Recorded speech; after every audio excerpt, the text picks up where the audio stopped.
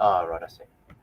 Yeah, g'day. Well, hello, Hamilton, or at least I wish it was hello, Hamilton. We were supposed to be holding an event in the City of the Future tonight as part of ACT's Change Your Future bus tour.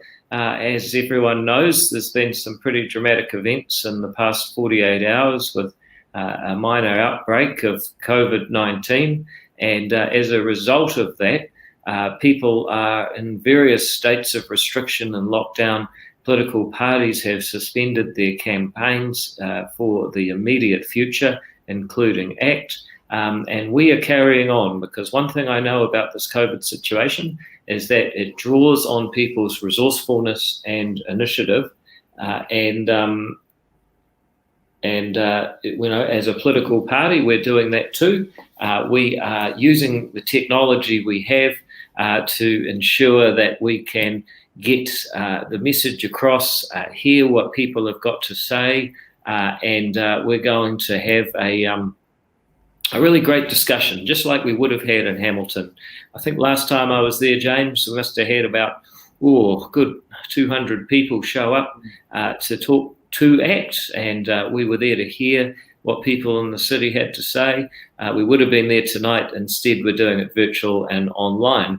And a question that a lot of people have been asking is, look, the ACT Party's actually the third highest polling party these days, and that's according to the Labour Party's poll, which I think we should believe in this instance. And, that means you're going to bring a lot more MPs in. 6% in that UMR poll. That means you're probably going to bring 8 MPs. So who are these people? And the answer, I think, is probably seen in our Dare to Be Different event when we did our big launch almost exactly a month ago. I had somebody on a street corner meeting, and they said, look, I went to the event and I'm now voting for ACT because the people are just so impressive. So I'm really looking forward to getting these people into Parliament. And since this is in Hamilton, we've got our Waikato electorate candidate, James McDowall, number 6 on our list on the show tonight. He would have been speaking in Hamilton if we'd had the physical event the way that we wanted to. We now have James here to have a bit of a chat. So we're going to have a little bit of a talk about James and who he is and what's brought him to politics and what he wants to do when he gets into Parliament. And then we're going to address some of the wider issues that people have been bringing up over the last few days and in general. We're going to talk a little bit about our firearm policy because James actually wrote that. We're generally just going to discuss what we're going to do, to get through this situation. Just wanted to quickly acknowledge Maclean's College. Looking forward to doing a Zoom conference with Maclean's College where I can't go. So we're just adapting to everything and using technology to carry on with life as best we can. Anyway, James, that was my spiel to fill in some time while the audience builds up. We've got enough people for you now. So tell us a bit about yourself, James. You're number 6 on the ACT list. You're a Waikato candidate, and you're called Dr. James McDowall. Are you a medical doctor? No, I'm not a medical doctor, just a PhD doctor. And I do make a point with people. I say when they ask, do I call you doctor? I just say, look, if it's anything to do with medical stuff, just leave it out because I'm not here to confuse people. So, there is that. I just want to say, look, first of all, obviously we're all very disappointed that we couldn't be there in person tonight. I was really looking forward to it. I know I've had a lot of people contact me on Facebook and email and Messenger, and saying they want to come and meet us and meet me and talk to me about various policies and things. Obviously, the situation is out of our hands at the moment, and nobody wants to see a big, an even bigger outbreak. So we all have to chip in and do what we have to do. So, I'm James McDowall. I'm 32 years old. Live here in Hamilton. I have a 2-year-old daughter, and as David has said, I'm representing the Waikato electorate. And I'm also a bit of a local organizer as well. So the signs that you've seen going up around Hamilton and around the city, that's what we've been doing. And I hope you've seen some of the more creative ones that we've had in the city. I know the Hamilton City Council has certainly noticed them. In fact, I think within 2 weeks of putting one up, I've already had the RMA pulled on me by the council, so we've had some interesting conversations there. Hey, so James, let me just recap where we've got to so far. So you say you're 32 years old. Yes. You are married. You have a 2-year-old daughter. Yes. You have a PhD. And you also run a business with your wife in immigration law. You also work for a charity on mental health. Tell us, what was your PhD in and what do you do there? Well, the PhD's in marketing and strategic foresight. So that's a little bit of a funny term for people, so I could always get into that later. But so it's a marketing PhD because I did a business degree under that. I've actually, while I'm working full-time in the mental health sector and running these businesses and doing the politics, I've actually gone back and, while I'm doing all of that, doing a part-time law degree as well. And the law degree... You're just showing off now. But I think people take the point that look, this is the quality of candidate. It comes to 32 years old. And he's actually... he's got a family, he's got a business, he's got a PhD, he's working in mental health. This is the quality of people that we're bringing to Parliament.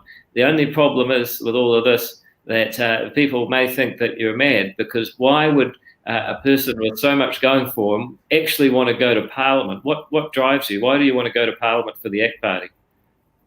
Yeah, well, I'm a classical liberal at heart, and basically what that means is I want to go to Parliament to make people's lives easier. I think so many new members of Parliament especially, they go down there and regardless of what their background is, in some cases they've got no private sector experience or whatever, or sector-specific experience, but I want to go down there to Wellington and just make life easy, because, the trend is that MPs go down to Wellington to make our lives harder and add more regulation, create new laws, and that's just the trend over time.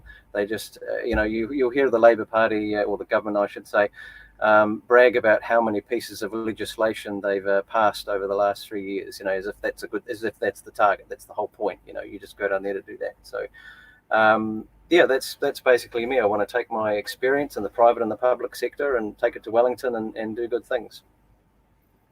Hey, well, good on you. And what we've got here is someone standing for ACT who is accomplished and motivated by getting better public policy. And of course, I knew the answer to all those questions. That's why we selected James. But I just wanted people to get an idea of, what it is that James is standing for, what he's accomplished, and what sort of quality ACT is bringing to Parliament. And one of the reasons why you might give your party vote to ACT is that instead of voting for someone off the bottom of another party's list, the top 5 or 10 ACT MPs would be a very high quality team. So that's James. I want to get into some of the questions that people have been asking.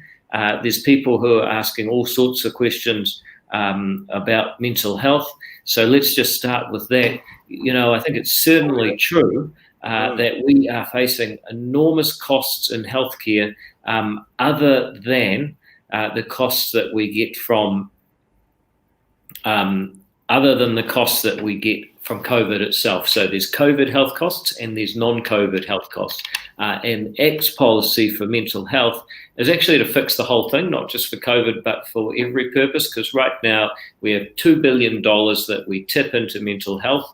It gets sprinkled through a vast bureaucracy, including about 20 DHBs and the Ministry of Health itself. The providers find they have contracts with multiple different funders, and none of those funders are holding them to the same standard or making sure the mental health dollar goes further, which is a shame for taxpayers. So ACT's solution to all of that, and this lines up with what the Mental Health Inquiry found last year, is that we're actually going to put that $2 billion of taxpayer money that's already being spent each year, and we're going to put it into a dedicated funder of mental health. So it's going to be nationwide, and we're putting mental health right up alongside physical health. And we're going to have somebody whose expertise is actually making sure that we're making the best spending decisions to get the best mental health service. And when people go to get mental health support, and unfortunately I suspect that more people will need support after this crisis, then we are going to have much more variety, but you're also going to have a lot higher quality because you've got someone who's holding the purse strings, actually making sure they're getting value for money. Right now, nobody's doing that. And then from a person's point of view, they're going to be funding a wider range of services in their area because you don't have the DHB, who's the purchaser of the service, also being the provider paying itself. We've got Richard Beecham here. It's a familiar name. Says, whereabouts is James on the act list? Just to repeat, James is our number 6 candidate, and he is also our Waikato candidate, and he's a very impressive guy. He's the kind of person that we're trying to get in there. And Chris Fernie says, it's not all about you, it's about the team of 5,000. Okay, Chris, I don't know which team that is, but that's what we're here for. Now, I want to just talk a little bit about the public health situation and what's happened over the last 24 hours. So the first thing I'd say is that we have had a real challenge set by the government for itself. The government set down a challenge where it said, we're going, you guys all just stay still, and we will find everybody that has it in the next 72 hours, over the next 3 days by Friday. So they've been doing the contact tracing, they've been doing the testing, and the question is, how far along the chains of transmission have they tested in order to find whether or not they've got all of the people who are infected found. And I think that, we should actually give the government the benefit of the doubt and the chance to do that, because it's not easy. A lot of other governments have failed, but also hold them accountable if they don't do what they promised to do. So that's the starting point. We're not saying they're all idiots and hopeless. We're just saying it's a hard thing, but they have to get it right. They've had 4 months to get better at public health.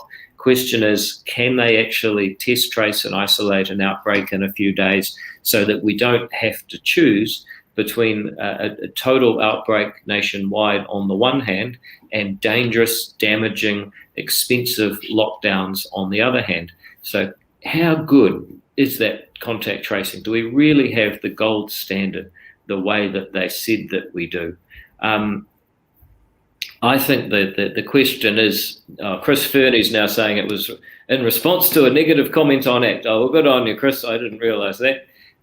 So thank you. So is the government up to it? They've had 4 months to get used to it. We're going to find out by tomorrow. The only thing I would say about the last 24 hours or so is that we call today T Day. If tomorrow's D Day, today is T Day, and that's Transparency Day.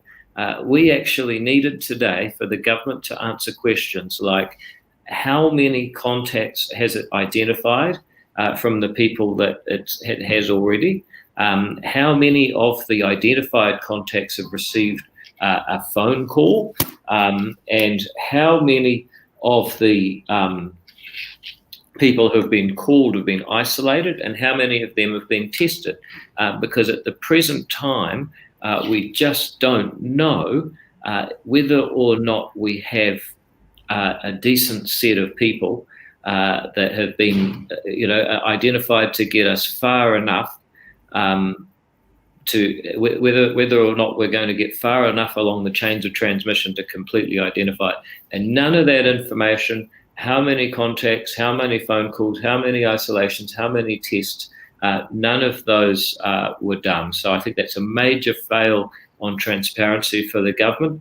And I think that one of the things we need is a change in style where we treat New Zealanders like adults, bring them into the government's confidence and say, look, we're going to give all the facts to everyone so people who are trying to run their homes and businesses can understand what's going on. Second thing, testing. These guys have known that this might happen. People are queuing up for 7 hours and that they're saying, oh, we think that actually, we think that it's going to take 7 hours to get a test. Well, I don't know. People are probably almost recovered by the time they actually get through the queue. So that's a major challenge that people face, is that testing just hasn't been there. And again, they've had 4 months to do this. So think they could have done a bit better on testing. And finally, not to be negative about everything, but fresh fruit and veggie stores, butchers, bakers, why can't they be open? It's safe to go to a dairy. It must be safe to go to them. Instead, you're forced to drive past your beloved local butcher, which is going broke, in order to go and mix with a bigger group of people further away in a bigger store called a supermarket in another suburb. And I think that is completely crazy, in my humble opinion. So this is the challenges that we face. How does the government set better good rules of the game, do better tracing, and be more open and transparent about the information it's got? If it can do all of those things, then I think we're in an infinitely better space than we have been so far. I really hope that by tomorrow we'll find that they have traced all the way to the end of the chains of transmission and we're in a better space, but I'm not entirely sure that we will. So that is, that is the situation with the COVID-19. I want to just change tack. I haven't had a lot of questions about that, but some people have been asking about the firearms situation. And I think that that's something that actually, there are other issues that need to be talked about other than the current situation, which obviously is a pretty big thing. I want to bring in James McDowall now, because he actually wrote our firearms policy, and he's just going to go through that and have a bit of a chat about how it is that we're going to change the law to make people safer, actually get to the heart of what went wrong, but also restore some democracy and some dignity to the matter, because we've lost a lot of that along the way.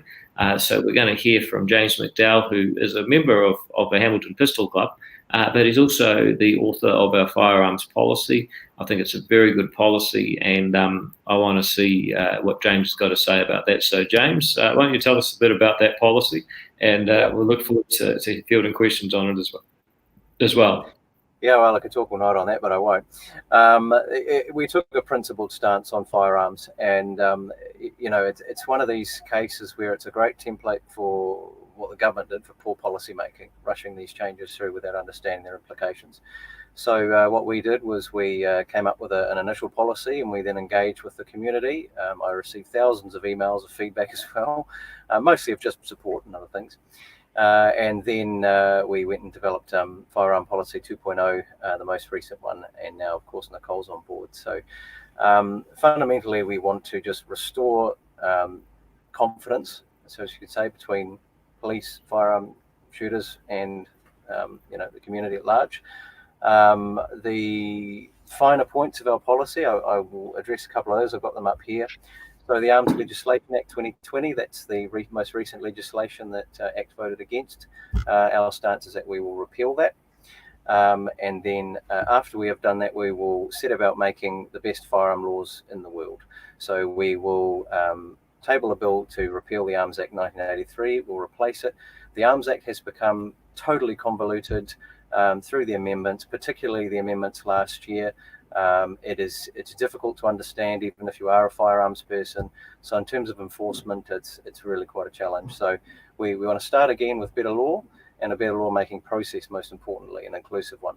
So those are the key things there. People can look at our website to look up the really specific things that we're going to do around classes. We want to simplify the classes. The full register of firearms is a failed idea for a whole raft of reasons.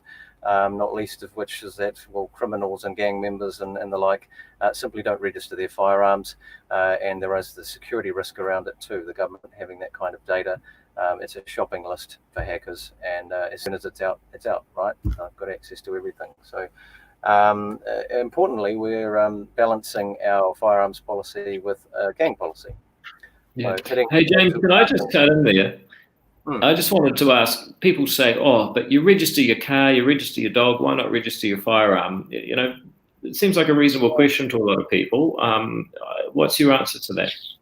Well, I partially addressed it, but it's an expensive idea, but it fundamentally just doesn't work. You only register the firearms of people who aren't going to cause you any problems. And even if somebody steals a firearm off you, they're just going to grind off the serial number anyway. The whole thing is actually fairly pointless in terms of, the actual reality of it. So, yeah, and in addition to the reasons I mentioned before. So it's a bad idea. Yeah, I've heard that under OIA request, half of the firearms that police actually confiscate from gangs have the serial numbers ground off anyway, so I guess registration doesn't apply to them. Yeah, indeed. Yeah. Yeah. Hey, look, that's just one little interruption. Sorry, you're doing great. No, I was just saying that's the whole point, right? Only law-abiding people actually follow the law, right? Criminals don't. So you can have intention behind laws, but at the end of the day, it's the outcomes that are important. Yeah. Okay. So if you look through, what the outcomes are, if you were to say, just for people who want to say, okay, look, you give your party vote for X, what are you actually getting in terms of firearm laws? What does it mean in terms of public safety, in terms of freedom and democracy? What's the pitch, the short pitch for people considering giving their vote to X? You're getting people that actually understand not only the principles of freedom and personal autonomy, but and personal responsibility, but people who actually understand firearms as well. That was the one really one of the big things with the law changes last year is when you've got firearm users who are subject matter expertise, right? That's one way to look at it, and that could apply to any topic. And then you have lawmakers getting up there on stage and saying all these various things about firearms, and they're getting it all completely wrong. All the basics about how they work, how they're classified, what they're actually banning. They say they're banning this, they're actually banning this. So, if one more person tells me that we're in favour of machine guns and assault rifles, I'm going to scream. I mean, people need to understand the very basic facts before they start wading into debates. And not to go on a rant, but one of the things that I find most annoying about the world is when people have such strong opinions, but they don't put in as much effort to inform their opinions as they do to share them. And that seems to be a bit of a common trend. I don't know if it means I'm getting old and complaining about these things, but geez, it certainly is annoying. I just want to bring up Cameron LeBon. He's got a comment here. He's published a video of 30 plus goats in the valley rounded up with a drone, got 4 with his bolt action before the other 26 took off. They reproduce twice a year. I think it's another thing for a lot of people that maybe don't understand as well as the licensed firearm community, why you might want a centerfire semi-automatic rifle. People say, oh, sure, you just don't need that, if you're a good shot. So thanks, Cameron, for giving us a great example. This is another really good one. This is worth getting into. Francis Fan, the argument that people like me against firearms have is that we'd just become another America. We would lose so many lives. Well, James, that's something that I hear from time to time. How would you answer Francis's concerns? Because I think he's wrong. I think she's wrong. But nevertheless, it is a view that some people have, and this person says they're a national voter in their profile. Yeah, well, I mean, the important thing with this is that we're not suggesting we're changing our firearm laws to what they have in the United States. It's a very, very different system. They also have a constitutional right to them that's absent in our case. But even with our previous firearm laws, that never happened, and we're not suggesting we even go back to that anyway. So it really just doesn't make sense. If you look at the endorsed firearms, so those are the ones that have high capacity magazines that are allowed and that sort of thing, and pistols. If you look at the history of the endorsed firearms with endorsed firearm owners, not a single one of them since the creation of the system in the early 1990s has committed a crime with an endorsed firearm. So the system actually does work when it's done properly. There were, of course, some loopholes, some areas that firearm owners have been talking about for a long time around the previous laws, the March the 14th laws, as we call them. So, I think I just say to Francis and the likes of Francis, for me, it's not about firearms. I'm not a gun guy, and I've never pretended to be. It's actually about the law. It's actually about having good processes, not rushing legislation through Parliament in 9 days. It's about working out what problems we have and working out exactly how to solve them in a deliberative and inclusive way. I think what the government did, was ineffective because they banned 240,000 firearms and they only got 60,000 back.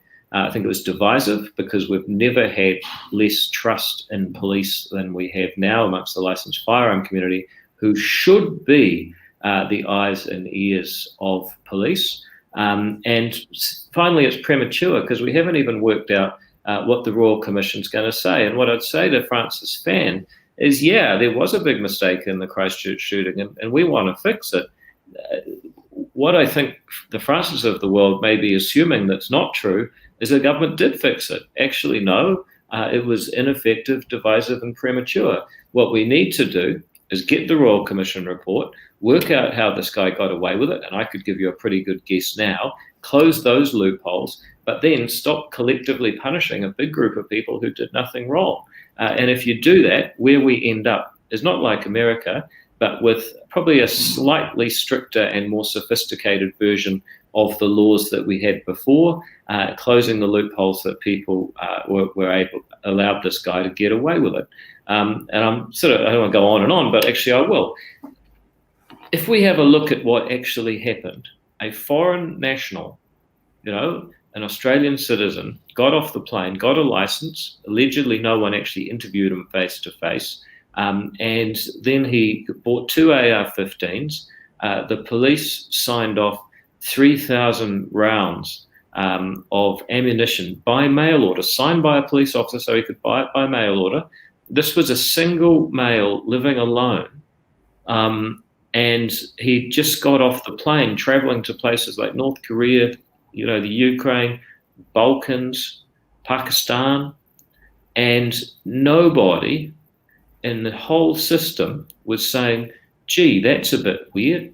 Maybe we should get rid of maybe we should go and talk to that guy before he does something stupid. So, I think that, we clearly had a big problem and we need to fix it, but we haven't fixed any of it.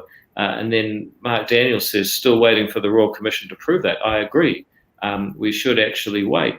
Here we have Desiree, who says licensed and law-abiding firearm owners are just as shook by Christchurch, but it was the vetting and police process that failed in that case. Well, again, let's wait for the Royal Commission. But I think that what they did was bad lawmaking, and ACT always opposes bad lawmaking. We want good lawmaking so we can be safer.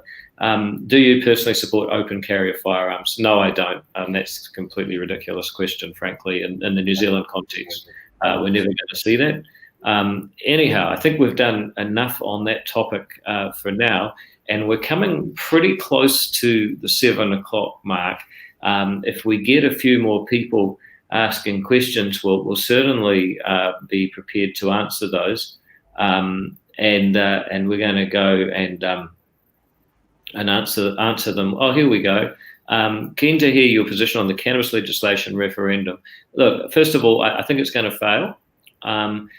I think basically the polling says it will, and polls in New Zealand are accurate. They've predicted all of the elections to date, despite what some people say. Second of all, when I look at the situation that we face with the cannabis referendum, you've got to ask yourself, what's the problem you're trying to solve?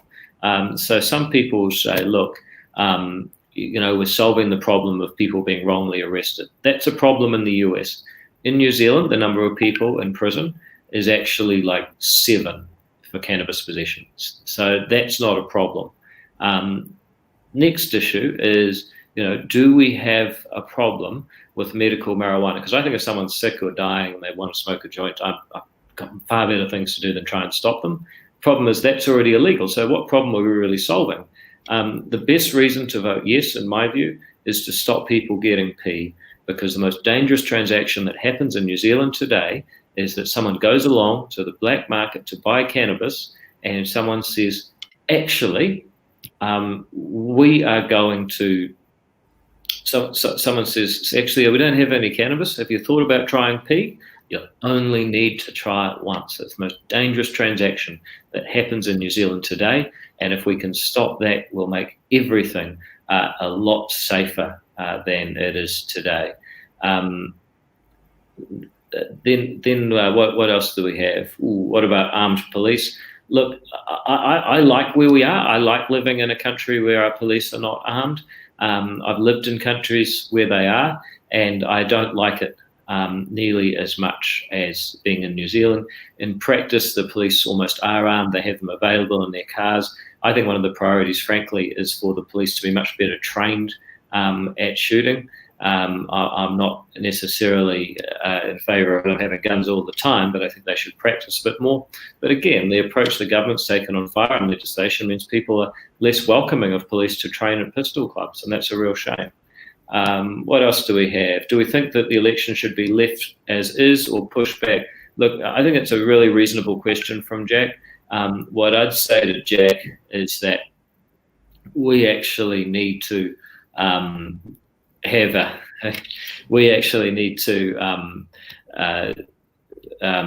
wait to see what happens tomorrow. If we are going to have a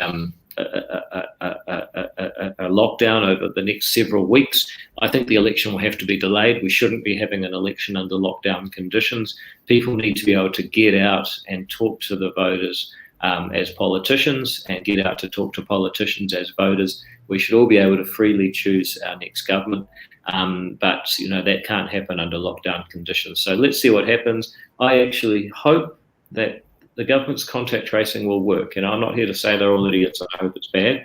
I hope that the government's contact tracing succeeds and we can all go back to lifting restrictions this weekend. But if not, I think we will have to delay the election. James Hammond asked about smart borders. I'd love to talk about that, but you can see why I can't. I'm going to have to go to talk to Leah Parnapa on Magic Talk right after the news.